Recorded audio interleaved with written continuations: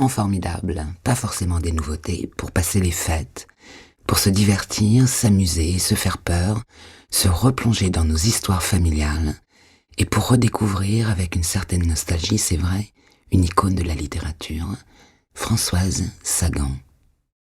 Mais tout d'abord, accrochez-vous bien avec Jean-Christophe Granger qui, dans ce 16e roman, absolument formidable, un thriller historique qui nous embarque dans l'Allemagne nazie à la rencontre de ses promises, des femmes belles, fortunées, insouciantes, et qui, à la veille de la Seconde Guerre mondiale, sont toutes retrouvées, assassinées et mutilées.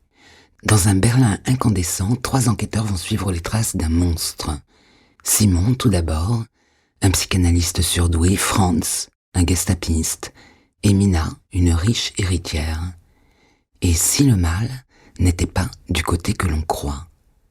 Les Promises, de Jean-Christophe Granger, et c'est aux éditions Albin Michel.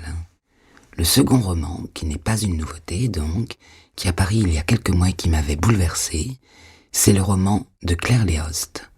Avec Claire Léost et son Passage de l'été, nous partons en Bretagne dans un roman qui est à la fois une saga et un roman d'apprentissage pour faire ressurgir 3 générations de femmes de 1945 à nos jours. Hélène a 16 ans lorsqu'elle voit arriver dans le petit bourg où elle vit Marguerite, une prof de français venue de Paris, qui va bouleverser l'existence de tous. Qu'est venue chercher Marguerite? Quels drames anciens se murmurent et se profilent tout autour d'elle? De trahison en trahison, de révélation en révélation, les drames explosent, les désirs naissent, et les promesses d'anticipation invitent les protagonistes au courage et à vivre leur vie. C'est un roman poignant, délicat et si émouvant. Passage de l'été, de Claire Léost, et c'est aux éditions Jean-Claude Lattès. Et enfin, pour se replonger avec nostalgie dans le monde de Françoise Sagan, Écris-moi vite et longtemps, c'est donc la correspondance de Françoise Sagan avec son amie Véronique Campion, rencontrée au lycée, et jamais lâchée même après les premiers succès littéraires.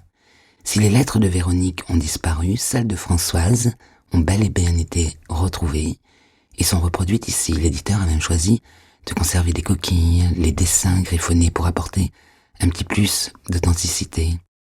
C'est tout simplement délicieux. On suit Françoise dans tous ses déplacements aux États-Unis notamment, après le succès de Bonjour Tristesse. C'est drôle, incisif et si moderne. On ne peut pas rester insensible à Plic et Ploc, alias Françoise et Véronique, comme elles aiment s'appeler. C'est un voyage tendre dans le temps. Écris-moi vite et longtemps, de Françoise Sagan, et c'est aux éditions Stock. C'est qui